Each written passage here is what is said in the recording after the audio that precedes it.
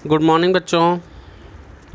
जैसा कि मैं आपको अवगत कराना चाहता हूँ कि आपका मिड टर्म एग्ज़ाम 12 अक्टूबर से स्टार्ट होने वाला है, ठीक ना। तो उसमें हमने आपको सिलेबस हमारे द्वारा दिया गया है, जिसमें आपको प्रथमा पाठ सुभाषितानि, द्वितीय पाठ विलस्य वाणी न कदापि मे श्रुता, तृतीय पाठ डिजिभारतम, पंचमः पाठ कंटक नैव कंटकम, षष्ठ पाठ गृहम शून्यम श्रुताम बिना और सप्तमः पाठ भारत जनता अहम। ये 6 लेसन आपको पढ़ने हैं, ठीक ना। और उसके बाद व्याकरण में आपको संधि, जो कि मेरे द्वारा पढ़ाया गया है, ठीक ना।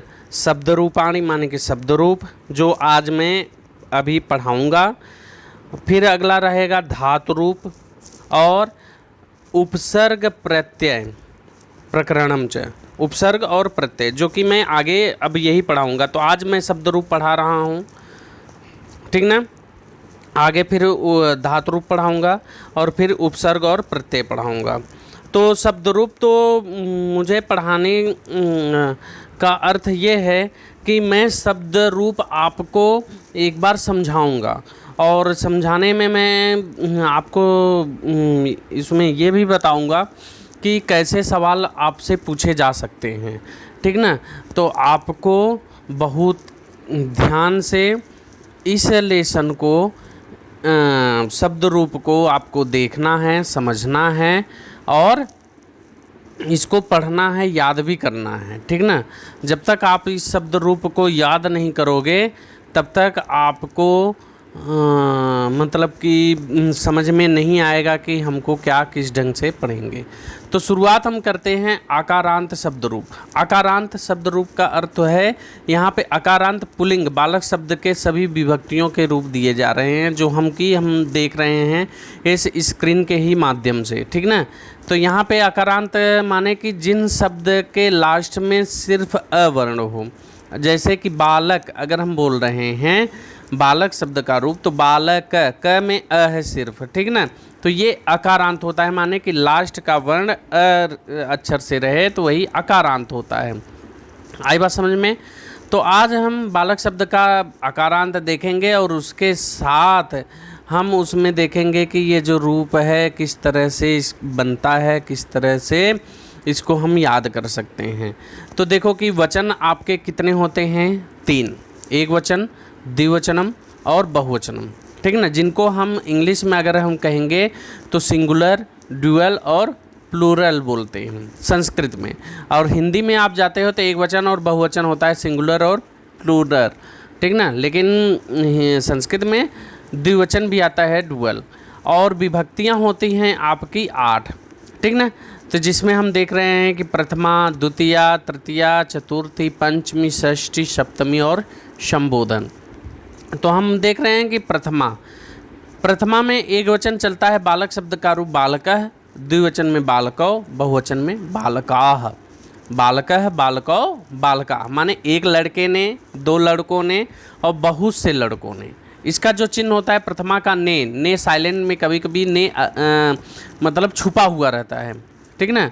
द्वितीया में देखो रूप चला बालकम, बालकौ, बालकान माने एक लड़के को, 2 लड़कों को, बहुत से लड़कों को, बालकम, बालकौ, बालकान। तृतीया से द्वारा बालकेन, बालकाभ्याम, बालकै, ठीक ना, एक लड़के से, 2 लड़कों से, सब लड़कों से। चतुर्थी आ गया बालकाय, बालकाभ्याम, बालकेभ्य, एक लड़के के लिए, 2 लड़कों के लिए और सभी लड़कों के लिए, ठीक ना। पंचमी से अलग होना, बालकात, बालकाभ्याम, बालकेभ्य, एक लड़के से, 2 लड़कों से, सभी लड़कों से। षष्ठी काके की नाने नी, इसका रूप चलता है, तो बालकस्य, बालकयो, बालका नाम माने एक लड़के काके की, 2 लड़कों काके की, सभी लड़कों काके की। सप्तमी का रूप चलता है में पर, बालके, बालकयोः, बालकेषु, जो रूप चलता है एक लड़के में या पर, 2 लड़कों में पर, सभी लड़कों में पर। और संबोधन रहता है हे बालक, हे बालको, हे बालका, माने संबोधन का रहता है कि हे, यहाँ पे देख लो चिन्ह संबोधन का लगा हुआ है, तो हे बालक माने हे एक लड़का, हे एक दो लड़कों, और हे सभी लड़कों, ठीक ना। तो इसको हमको आराम से हम बालक शब्द का रूप, क्योंकि आप क्लास 6 से ही पढ़ते आ रहे हो, 6, 7 और 8 में आ गए हो, तो बालक शब्द का रूप लगभग सभी को याद होगा। तो ये बालक शब्द का रूप अगर आप याद कर ले रहे हो तो इसके अनुसार तमाम जो शब्द रूप हैं वह आपके बन जाएंगे। जैसे कि यहाँ पे अब देव शब्द का रूप देख लो, देवः देवो देवा देवम देवो देवान देवेन देवाभ्याम देवै देवाय देवाभ्याम देवेभ्य देवात या देवाद देवाभ्याम देवेभ्य देवस्य देवयो देवानाम देवे देवयो देवेषु हे देव हे देवौ हे देवाः, ठीक ना। तो यहाँ पे देखो नियम कुछ बता रहा है कि सब अकारांत पुल्लिंग शब्द देव के समान चलते हैं, ठीक ना। सभी जो बालक शब्द के रूप के समान सभी अकारांत शब्द रूप चलते हैं, लेकिन हम जिन शब्दों में री र या श षटकोण का होते हैं तो उनके तृतीय विभक्ति एक वचन तथा षष्ठी विभक्ति बहुवचन के रूपों में न के स्थान पे अड़ हो जाता है। अगर देखो कि जिन शब्द के लास्ट जिन शब्दों में अगर री र और श ये वर्ण आएंगे तो वहाँ पे तृतीय विभक्ति का एक वचन में रूप चेंज हो जाएगा। जैसे कि हम बोलते हैं ना बालकेन, और अगर राम शब्द का आता है रूप तो रामेण हो जाता है ना। तो आप लोग बोलते हो सर यहाँ पे बालकेन न है और यहाँ पे र कैसे आ गया, तो वही शब्द है कि अगर र री और श ये वर्ण आते हैं तो वहाँ पे न के स्थान पे अड़ हो जाता है, ठीक ना। और जैसे कि षष्ठी का बहुवचन बालकस्य बालकयो बालका नाम, तो बालका नाम रामा नाम, तो वहाँ पे ड़ आ जाता है रामा नाम, बालका नाम न के स्थान पे रामा राम, ठीक ना, हो जाता है। ये ध्यान में दे दीजिएगा आप लोग। अगला है नृप शब्द का रूप, देखो नृपः नृपो नृपा नृपम नृपो नृपान नृपेण। अब तृतीया में देखे ना कि ड़ इसमें परिवर्तन हो गया। अगर ये री नहीं शब्द रहता तो वहाँ पे होता आपका क्या होता, नृपेन नपेन, अगर मान लो कि वो होता, ठीक ना। निपाभ्याम निपय निपाय निपाभ्याम निपेभ्य निपात निपाभ्याम निपेभ्य निपश्य नृपयो नृपाणाम। तो यहाँ पे देखो कि नाम के स्थान पे ड़ हो गया, नृपय नृपयो निपेशु हेर निप हेर निपो हे निपा। अब यहाँ पे देखो कि कुछ शब्द दिया गया है जो कि समझाने के लिए, जैसे शब्द है राम।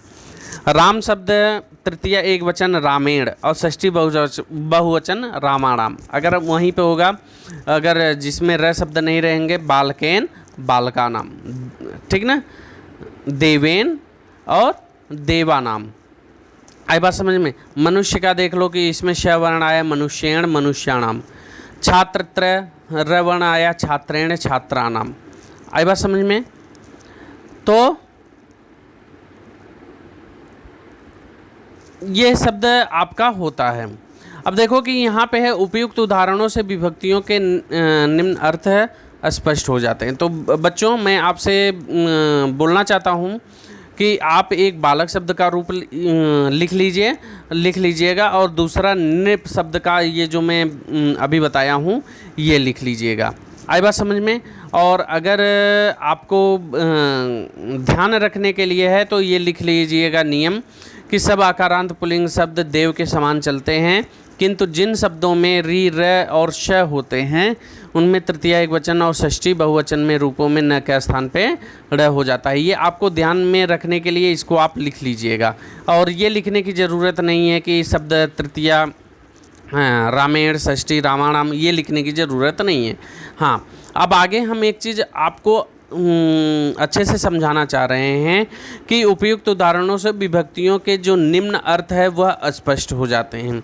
माने कि हम जो विभक्तियां पढ़ते हैं उन विभक्तियों का अर्थ क्या होता है, कैसे होता है, उसको हम देखेंगे।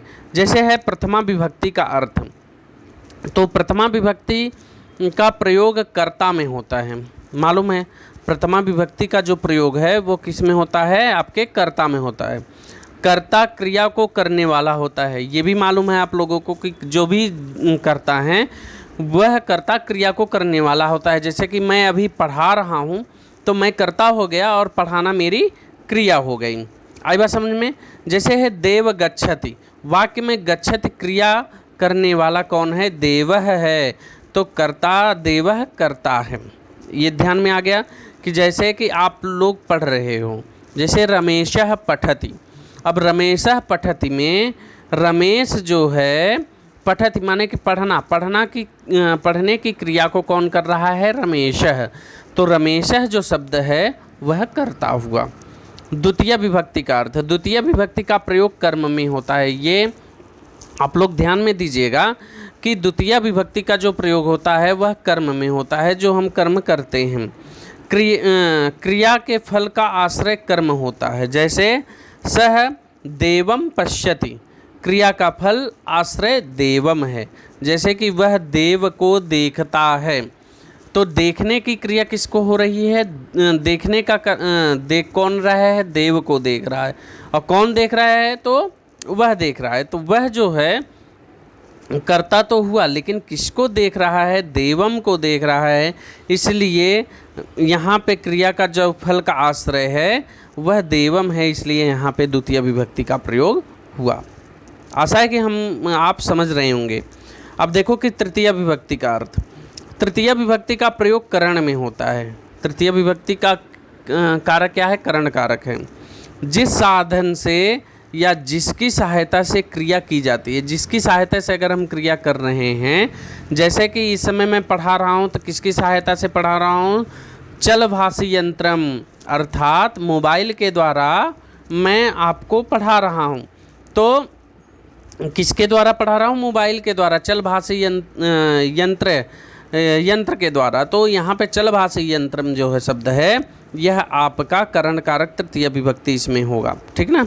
तो जिस साधन से या जिसकी सहायता से क्रिया की जाती है उसे करण कारक कहते हैं।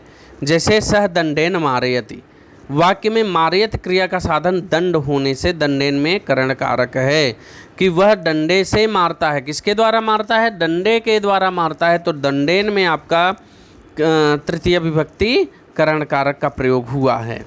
आई बात समझ में। अगला है चतुर्थी विभक्ति का अर्थ। अब देखो, चतुर्थी विभक्ति का प्रयोग संप्रदान में किया जाता है। चतुर्थी विभक्ति का प्रयोग किस में किया जाता है? संप्रदान में, माने कि जिसके लिए कोई क्रिया की जाती है, ठीक ना, तथा जिसके लिए कोई दान दिया जाता है। जिसके लिए अगर हम क्रिया कर रहे हैं या जिसके लिए हम दान दे रहे हैं, जैसे कि अहम ज्ञानाय पाठम पाठयति, ठीक ना, अहम ज्ञानाय पाठम पाठयामि, मैं ज्ञान के लिए पाठ को पढ़ाता हूँ। तो मैं आपको किसके लिए पढ़ा रहा हूँ? ज्ञान के लिए पढ़ा रहा हूँ, ठीक ना। तो यहाँ पे जो ज्ञानाय शब्द है, इसमें चतुर्थी विभक्ति का प्रयोग हो गया, माने कि जिसके लिए कोई क्रिया की जा रही है। हम ज्ञान के लिए आपको पढ़ा रहे हैं, तो ज्ञान के लिए हमारी मतलब कि क्रिया पढ़ाना हमारे क्या हुआ? किसके लिए हुआ? ज्ञान के लिए हुआ, ठीक ना।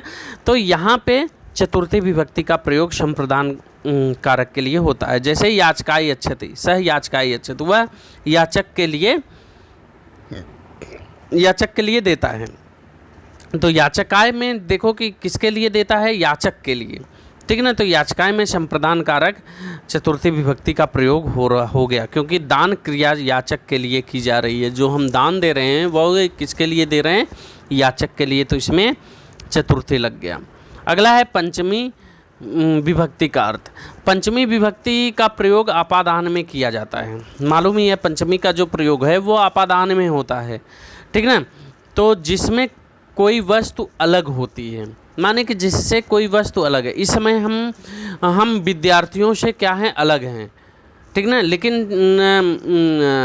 ऑनलाइन के माध्यम से और कुछ उपकरण के माध्यम से हम क्या हो रहे हैं? एक दूसरे से संपर्क में हैं, लेकिन फेस टू फेस हम क्या हो रहे हैं? आप लोगों से अलग हैं, ठीक ना। तो यहाँ पे अपादान का प्रयोग होता है। जैसे कि वृक्षात पत्रम पतति, वृक्ष से पत्ते गिरते हैं। तो पत्ते जो हैं वो किससे अलग हो रहे हैं? वृक्ष से अलग हो रहे हैं। तो जो वृक्ष से अलग हो रहे हैं वहाँ पे आपका पंचमी का प्रयोग होगा। जैसे यहाँ पे है अश्वात पतति, वाक्य में अश्व से अपादान कारक है, क्योंकि अश्व से अलग होकर पतन की क्रिया हो रही है। गिर रहा है, तो यहाँ पे अश्वात में आपका पंचमी का प्रयोग हुआ। षष्ठी विभक्ति का अर्थ। षष्ठी विभक्ति का अर्थ है कि दो संज्ञा पदों में संबंध होने पर षष्ठी विभक्ति होती है। माने कि जो दो संज्ञा हैं उसमें अगर संबंध हो रहा है तो वहाँ पे षष्ठी विभक्ति होती है। जैसे कि पिता पुत्र के लिए पुस्तक लाता है, पिता पुत्र के लिए पुस्तक ला रहा है, या पिता पुत्र को पुस्तक देता है, जो भी शब्द है। तो यहाँ पे पिता पुत्र एक दूसरे का संबंध स्थापित हो रहा है, तो यहाँ पे षष्ठी विभक्ति का प्रयोग होगा। जैसे सह नृपस्य पुत्र अस्ति, वह राजा का पुत्र है। वाक्य में नृप का संबंध पुत्र से होने के कारण नृप में संबंध कारक षष्ठी विभक्ति का प्रयोग हुआ है। तो सह नृपस्य पुत्र